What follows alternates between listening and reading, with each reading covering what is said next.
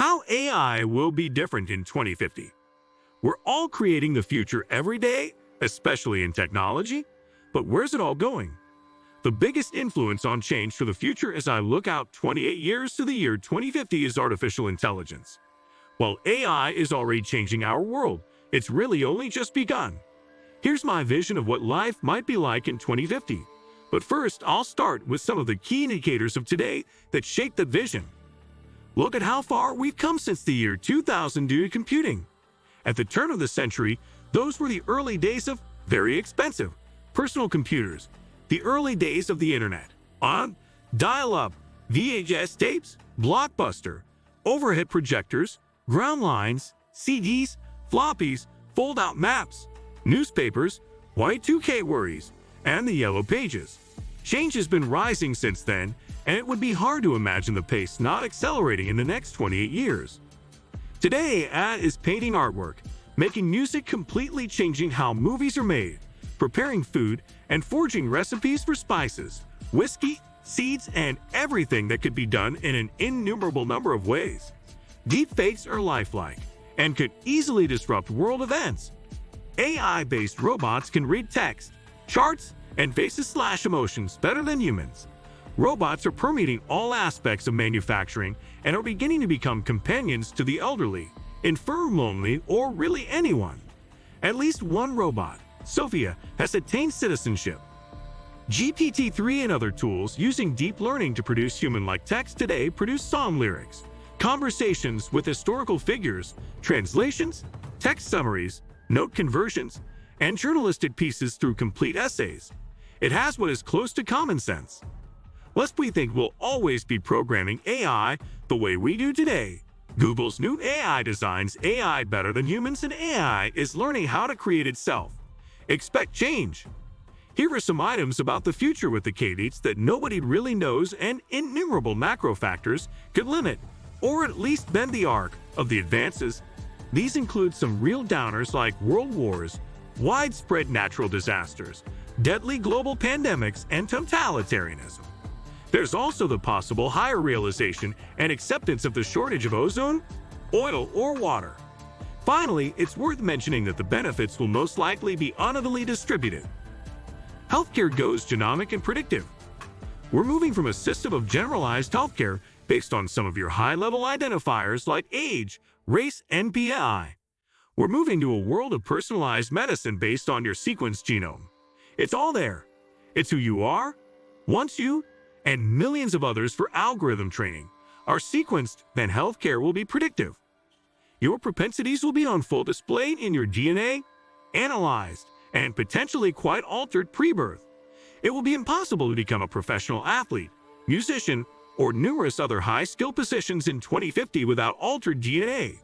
We already have genetically edited babies, a trend that could be quite pronounced by 2050.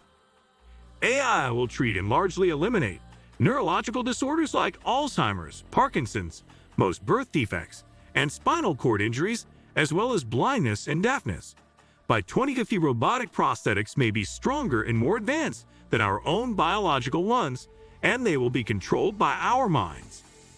AI will be able to do the initial examination, take tests, do X-rays and MRIs, and make a primary diagnosis and even treatment.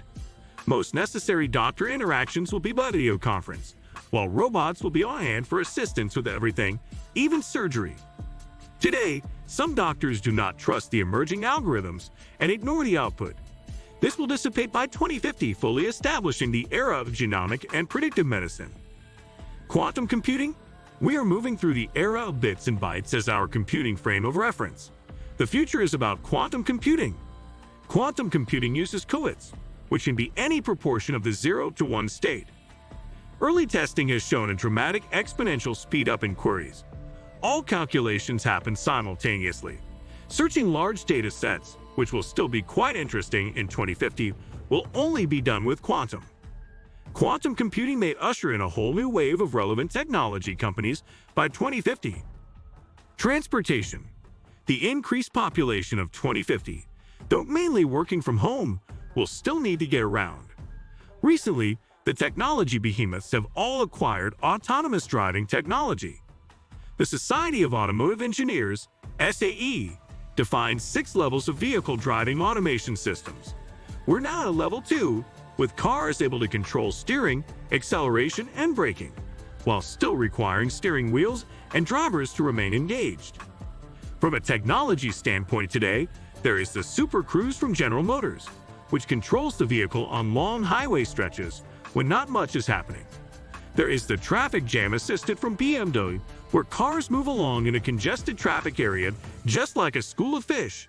There's also a Road Train, where one vehicle with a professional driver leads a platoon of vehicles. These will be the bridge to 2050 when we should be at level 6, which would mean fully driverless cars. The transportation changes won't all be over land either.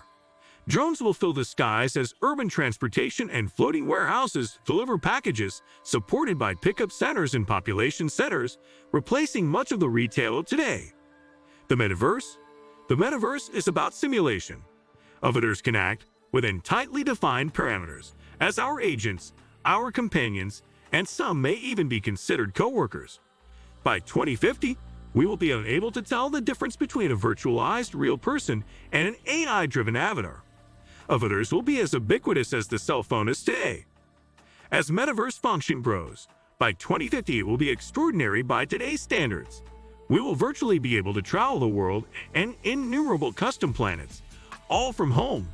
It will be our parallel life, connected via multiple devices, wearables, and even our brains. It will be a mixed reality. Many people will opt to spend much of their day in virtual worlds where they can become whoever they want. A life with no limits. The metaverse will also give rise to NFTs and cryptocurrencies. We will look back and call today in the early days. Who will have time to spend in the metaverse? On to the next item, work. Relationship to work. Changes in how we work will be the most profound impact of AI on most people. Administrative, sales, food service, transportation, and manufacturing jobs, among many others, will see massive disruption. The need for work to maintain what we now consider a basic life will be reduced. This may or may not be treated delicately instead of with decades of pain committed to the present work ethos. There's always more to do, but the skill gap will be profound. The bottom line is we are at the start of general AI, where machines can understand or learn any intellectual task that a human being can. We have forged a new path with machine learning where it can be general in its approach.